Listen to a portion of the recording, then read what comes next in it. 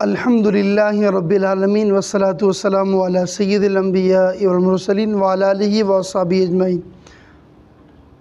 7 ایسے گناہ ہیں جو تباہ کن گناہ ہیں جو انسان کی دنیا اور آخرت دونوں کو برباد کرتے ہیں۔ رسول اللہ صلی اللہ علیہ وآلہ وصحبہ وسلم نے فرمایا کہ ان 7 تباہ کن گناہوں سے بچو، یہ انسان کی بربادی کا ذریعہ ہے۔ آج کی اس ویڈیو میں ہم تفصیل سے جانیں گے وہ 7 کون سے تباہ کن گناہ ہیں جن کے بارے میں رسول اللہ صلی اللہ علیہ وآلہ وصحبہ وسلم نے فرمایا کہ ان سے بچو۔ حضرت ابو ہریرہ رضی اللہ تعالی عنہ روایت کرتے ہیں کہ رسول کریم صلی اللہ علیہ وآلہ وصحبہ وسلم نے ارشاد فرمایا 7 تباہ کن گناہ ہیں، ان گناہوں سے بچو۔ لوگوں نے عرض کیا کہ یا رسول اللہ صلی اللہ علیہ وآلہ وصحبہ وسلم وہ 7 کون سے گناہ ہیں جو تباہ کن ہیں جن سے بندے کی دنیا اور آخرت دونوں برباد ہوتی ہے؟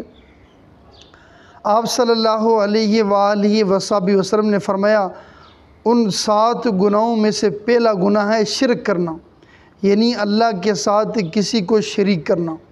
اللہ کریم نے قرآن کریم میں فرمایا ان اللہ لا یغفر ان یشرک بہ ویغفر ما دون ذلک لمن یشاء ومن یشرک باللہ فقد افتری اثما عظیما۔ اللہ کریم انسان کے سارے گناہوں کو معاف کر دیتا ہے سوائے اس گناہ کے جس نے شرک کیا، اللہ اس کو معاف نہیں کرتا۔ شرک کے علاوہ باقی سارے گناہوں کو معاف کر دیتا ہے۔ وَمَن يُشْرِكْ بِاللَّهِ فَقَدِ افْتَرَىٰ اِثْمًا عَظِيمًا، جس نے شرک کیا اس نے بہت بڑا گناہ کیا۔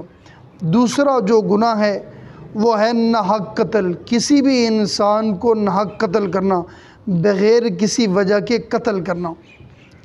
اللہ کریم نے قرآن کریم میں ارشاد فرمایا انہ من قتل نفسا بغیر نفس او فساد فی الارض فکانما قتل الناس جميعا۔ اب کسی انسان نے کسی بھی انسان کو بغیر کسی وجہ کے قتل کیا تو گویا اس نے ساری دنیا کے سارے انسانوں کو قتل کر دیا۔ ایک ناحق قتل گویا ساری انسانیت کا قتل ہے۔ اور پھر اسی طرح جس نے کسی ایک انسان کو بچایا گویا اس نے ساری انسانیت کے لوگوں کو بچا لیا۔ جو تیسرا گناہ ہے وہ ہے جادو۔ رسول اللہ صلی اللہ علیہ وآلہ وصحبہ وسلم نے ایسے لوگوں سے بچنے کا حکم دیا۔ آپ نے فرمایا کہ جادو کرنے والے کروانے والے یہ دونوں سخت اللہ کے عذاب کے مستحق ہیں۔ گویا کہ یہ بہت بڑا سخت گناہ ہے۔ جادو ٹونا یہ اسلام کے خلاف ہے اور ایسا کرنے والے لوگ اللہ کے عذاب کے مستحق ہیں۔ یہ تباہ کن گناہوں میں سے گناہ ہے۔ پھر آپ صلی اللہ علیہ وآلہ وصحبہ وسلم نے ارشاد فرمایا چوتھا گناہ جو تباہ کن گناہوں میں سے آپ نے فرمایا کہ سود کھانا۔ اللہ کریم نے قرآن کریم میں فرمایا وَأَحَلَّ اللَّهُ الْبَيْعَ وَحَرَّمَ الرِّبَا۔ اللہ کریم نے بے کو، خرید و فروخت کو حلال قرار دیا، تجارت کو حلال قرار دیا، وحرم الربا سود کو حرام قرار دیا۔ رسول اللہ صلی اللہ علیہ وآلہ وصحبہ وسلم نے ارشاد فرمایا سود خور کا انجام عبرتناک ہے۔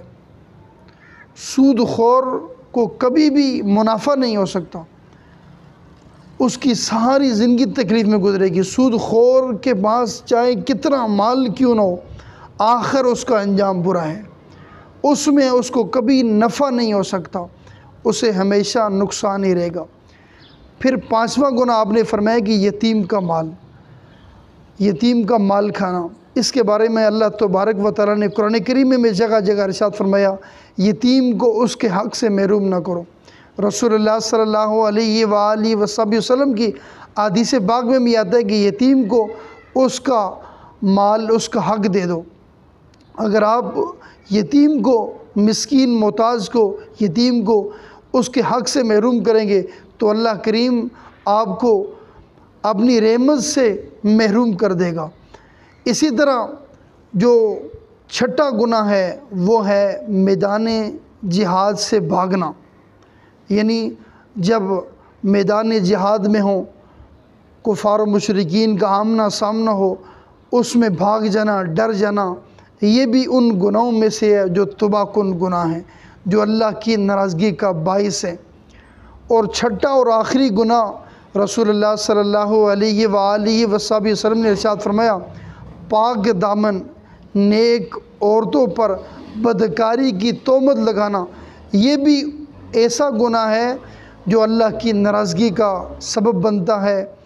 اور رسول اللہ صلی اللہ علیہ وآلہ وسلم نے اسے تباہ کن گناہ قرار دیا کہ آپ پاک دامن نیک عورتوں کو بد کرداری کا جو الزام لگائیں۔ اللہ کریم ہمیں محفوظ فرمائے۔ آج کی اس ویڈیو میں ہم نے جانا کہ 7 وہ گناہ ہیں، تباہ کن گناہ ہیں، جن کے بارے میں رسول اللہ صلی اللہ علیہ وسلم نے فرمایا کہ ان 7 تباہ کن گناہوں سے بچو۔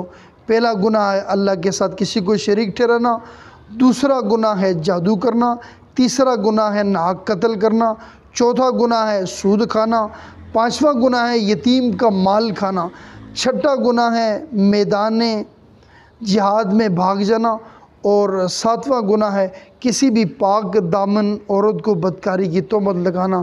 اللہ کریم ہم سب کو ان گناہوں سے بچنے کی توفیق عطا فرمائے۔ اللہ کریم ہم سب کو نیک اعمال کرنے کی توفیق عطا فرمائے۔ اللہ کریم مجھے آپ کو ہم سب کو نیک اعمال کرنے کی توفیق عطا فرمائے۔ اللہ کریم میرے آپ کے ہم سب کے صغیرہ کبیرہ گناہوں کو معاف فرمائے، ہمارے والدین کریمین کے صغیرہ کبیرہ گناہوں کو معاف فرمائے، ہمارا خاتمہ بالخیر فرمائے، مرتے وقت کلمہ طیبہ پڑھنے کی سعادت نصیب فرمائے، دین دنیا کی بھلائیاں نصیب فرمائے، ہماری اس کوشش کو اپنی بارگاہ جناب میں قبول و منظور فرمائے، اور اس ہماری کوشش کو ہماری آخرت کا ذریعہ نجات بنائے۔ وما علینا الا البلاغ المبین۔